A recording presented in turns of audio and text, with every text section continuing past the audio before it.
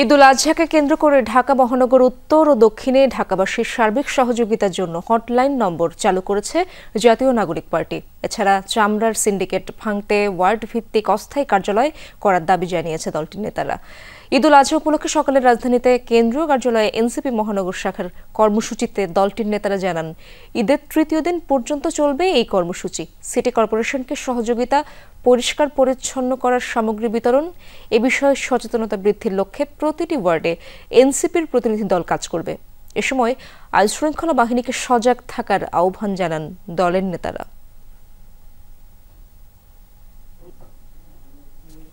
উত্তর এবং দক্ষিণে আমরা একটা হটলাইন চালু করছি, যে হটলাইনে নগরবাসীর যে কেউ কল দিলে 30 মিনিটের মধ্যে আমাদের টিম সেখানে চলে যাবে। যদি প্রতিটি ওয়ার্ড ভিত্তিক সিটি কর্পোরেশন কিংবা সরকারের ব্যবস্থাপনায় চামড়া সংগ্রহ এবং সংরক্ষণ কেন্দ্র গড়ে তোলা না হয়, তাহলে আমরা মনে করি যে চামড়ার যে সিন্ডিকেট সেটি ভাঙা সম্ভব হবে না এবং চামড়ার যে সঠিক মূল্য সেটি আসলে দেওয়া সম্ভব হবে না।